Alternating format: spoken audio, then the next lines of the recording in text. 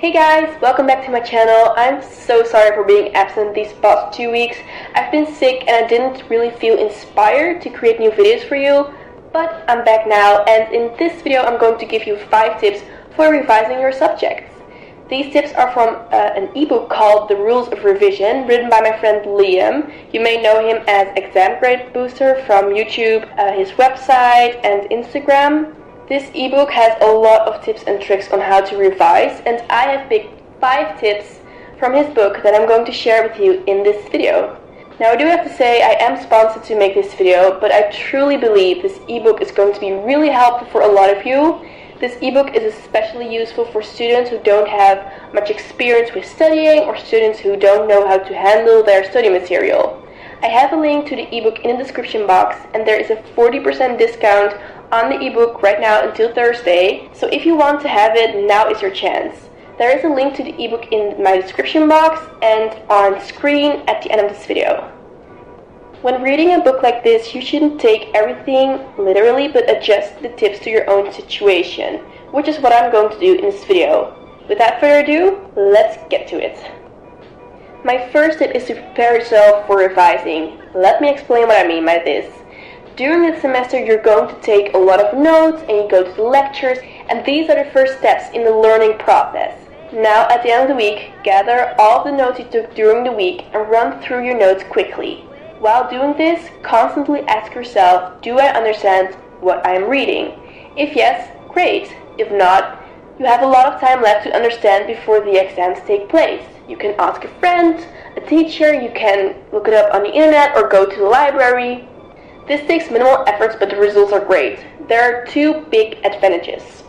You understand everything before the exam period starts, so you don't have to bother other people with your questions during the stressful time. And the second pro is that you have seen the study material before you start revising, so you'll probably remember some things and it makes revising easier.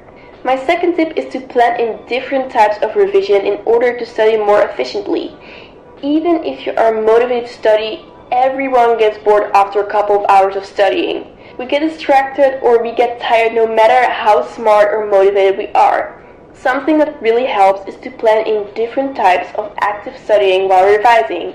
I already explained the difference between active and passive studying in one of my articles that I will link in the description box, but the Rules of Revision ebook explains it a lot more in depth than my article, so if you want to know more about it, you can read one of these 2 suggestions. By using these tips, you switch between useful study methods so you won't get bored and it's easier to study for a longer period of time. You can, for example, study using flashcards for an hour, then work on the summary for an hour, then have lunch, and then make a mind map for an hour, etc. One thing that can really help you to memorize your study material more easily is to make the facts more relatable. There are many different ways to do so. I'm going to give you 2 examples of that in my video, and the first one is to create vivid images while studying. This can be really helpful for studying history, for example, and even case law. Try to imagine how the events took place.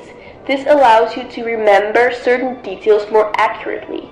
The second method is especially for learning new words. Try to make yourself familiar with new words by looking for words that look alike in other languages.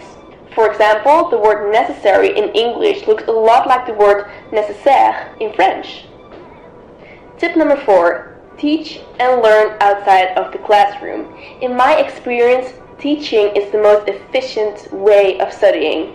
By explaining the study material to yourself or to someone else, you will remember the material a lot better, and most importantly, you will understand everything you explain.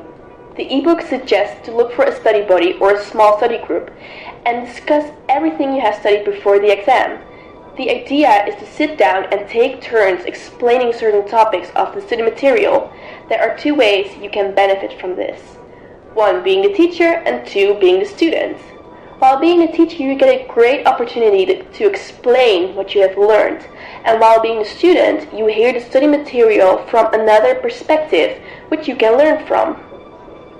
My last tip is to test yourself. At the end of the whole study process, you must be able to perform during the exam. One way to really prepare yourself to do that is to do past papers and to do them properly. Sometimes the teacher gives you past papers you can use, but if they don't, you can find exercises for nearly every subject on the internet. Use those to your advantage. Time yourself, don't cheat, and act as if it were your real exam. After you're finished, take a short break and then mark your own past paper. Make sure to be tough on yourself. Pay attention to small mistakes so you don't have to make those during the real exam, and revise the parts you didn't do well on until you can't get it wrong anymore. So those were my 5 tips for revision. I hope you enjoyed this video. If you did, give it a big thumbs up and subscribe to my channel if you want to see more study related videos. If you are interested in the ebook I was talking about, you can find a link to it in the description box and on the end screen, as well as a link to Exam Grade Booster's YouTube channel. That's it for today. I'll see you next time.